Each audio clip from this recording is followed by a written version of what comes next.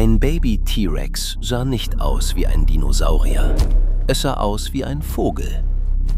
Und genau das ist das Problem.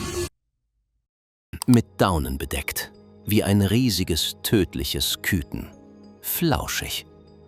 Mit 5 Kilogramm geboren, 20 Jahre später 7 Tonnen.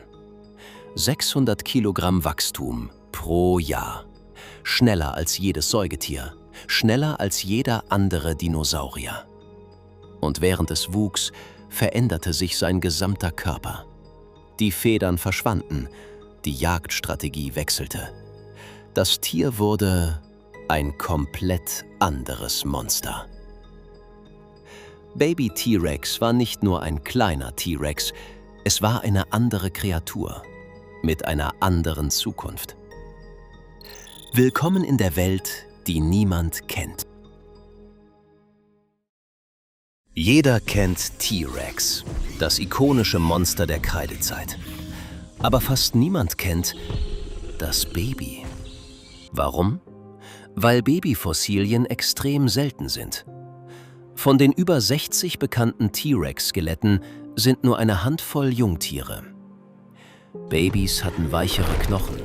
Sie fossilisierten schlechter. Und wenn sie starben, wurden sie oft gefressen.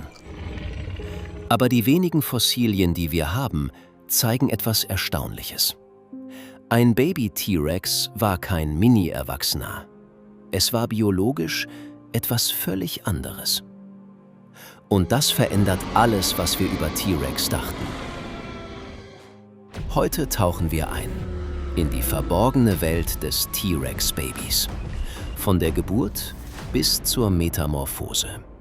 Von Federn zu Schuppen. Von Jäger kleiner Echsen zu Killer von Giganten.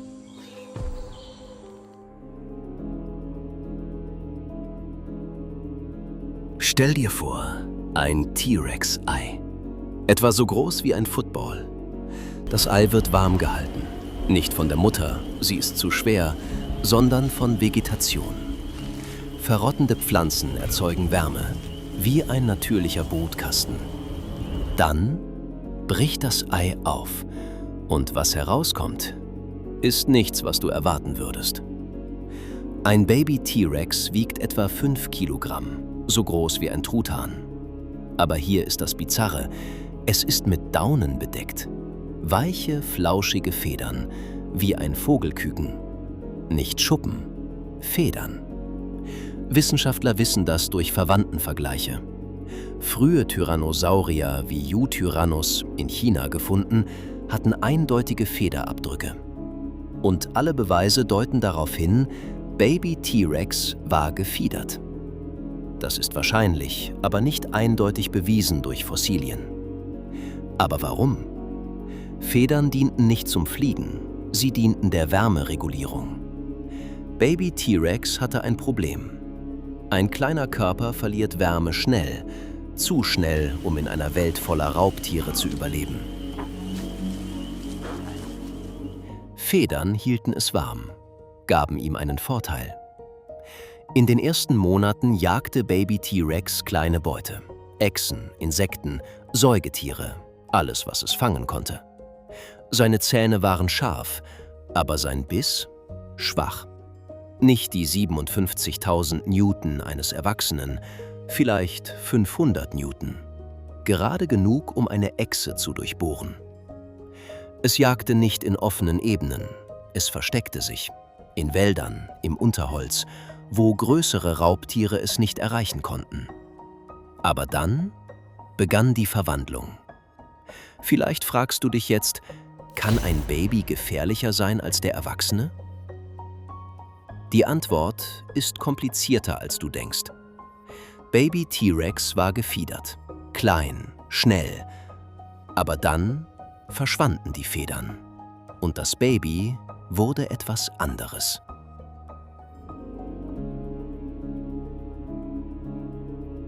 Mit einem Jahr 30 Kilogramm. Mit 5 Jahren 500 Kilogramm. Mit 10 Jahren 2000 Kilogramm. 600 Kilogramm pro Jahr. Das entspricht dem Gewicht eines Kleinwagens. Jedes Jahr. Kein anderes Landtier wuchs jemals so schnell. Aber hier ist das Problem. Der Körper konnte kaum mithalten. Knochen wuchsen schneller, als Muskeln sie stützen konnten. Gelenke wurden ständig belastet. Einige Fossilien zeigen Wachstumsstresslinien in den Knochen, Narben des schnellen Wachsens. T-Rex wuchs nicht gleichmäßig. Es wuchs in Schüben. Teenager-T-Rex durchliefen Wachstumsexplosionen. In manchen Jahren nahmen sie über 1000 Kilogramm zu. In nur 12 Monaten. Und während es wuchs, veränderte sich alles. Die Federn verschwanden. Zuerst vom Rücken, dann von den Beinen. Bei einem Erwachsenen komplett weg. Ersetzt durch Schuppen. Warum? Weil große Körper Wärme speichern, nicht verlieren. Ein 7 Tonnen T-Rex hatte kein Wärmeverlustproblem, er hatte ein Überhitzungsproblem. Federn würden ihn zu warm machen, also verschwanden sie. Evolution durch Wachstum. Aber die Federn waren nicht das Einzige, das sich änderte. Der Schädel wuchs massiv. Baby, 30 cm lang, schlank, leicht. Erwachsener, 1,5 Meter lang, massiv, verstärkt. Die Kiefermuskulatur vervierfachte sich. Die Zähne wurden dicker, von Nadeln zu Dolchen. Mit 15 Jahren konnte ein Teenager-T-Rex 15.000 Newton Bisskraft erzeugen. Genug, um einen Edmontosaurus zu töten. Aber er jagte anders als ein Erwachsener. Teenager waren schneller, leichter, agiler. Einige Fossilienfundstellen zeigen mehrere Teenager-T-Rex zusammen, vielleicht Geschwister. Manche Wissenschaftler glauben, Rudeljagd. Die Hinweise sind nicht eindeutig, aber sie existieren. Wenn es stimmt, töteten sie nicht durch rohe Kraft, sie töteten durch Geschwindigkeit und Anzahl. Andere Forscher sind skeptisch. Vielleicht sammelten sich Teenager nur an Kadavern oder starben zusammen bei einer Katastrophe. Wir wissen es nicht sicher. Aber die Möglichkeit verändert alles. Denn mit 18 bis 20 Jahren endete das Wachstum. Wenn dich diese Metamorphose fasziniert, like jetzt.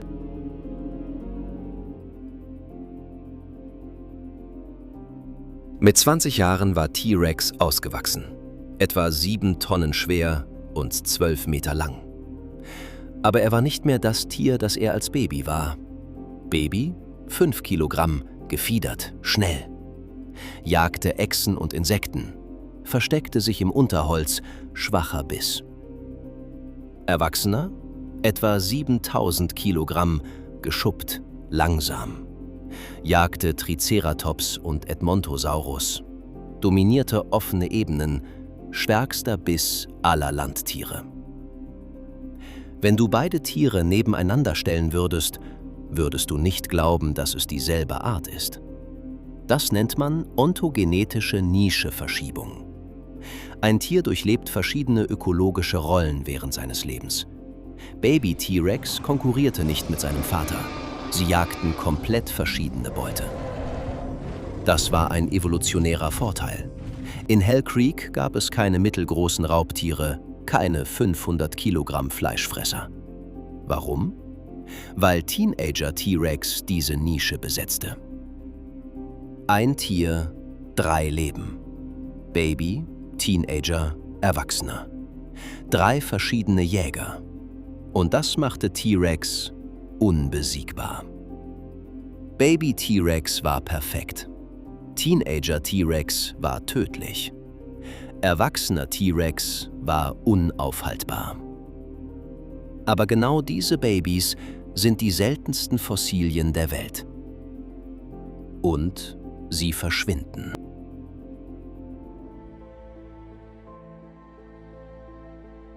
Von allen T-Rex-Fossilien sind nur etwa 10% Jungtiere.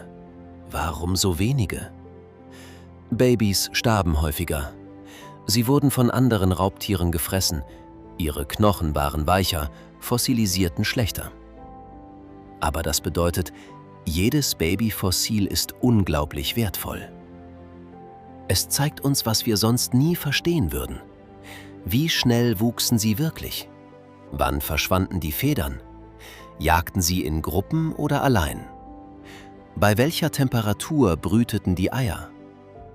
All diese Fragen stecken in den Knochen, in der Mikrostruktur, in den Isotopen. Aber wenn wir die Fossilien nicht untersuchen können, verschwinden die Antworten. Für immer.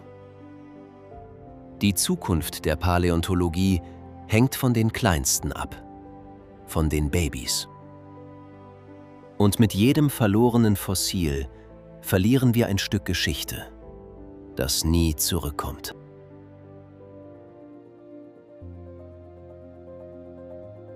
Baby T-Rex war gefiedert.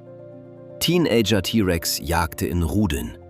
Erwachsener T-Rex war der König. Ein Tier, 3 Leben und wir verstehen erst 10% davon. Was wir nicht verstehen, können wir nicht schützen. Die größten Geheimnisse der Erdgeschichte liegen in den Kleinsten. Und wenn wir die Babys verlieren, verlieren wir nicht nur Knochen, wir verlieren die Wahrheit. Aber Baby T-Rex war nicht das einzige Fossil, das wir verlieren. Es gab ein Tier, perfekt gebaut, unschlagbar. Es sollte ein unangefochtener König sein. Und jetzt verschwindet es. Ein zweites Mal. Nicht durch Aussterben, durch Geld. Das Video zeigt dir warum. Schau es dir jetzt an.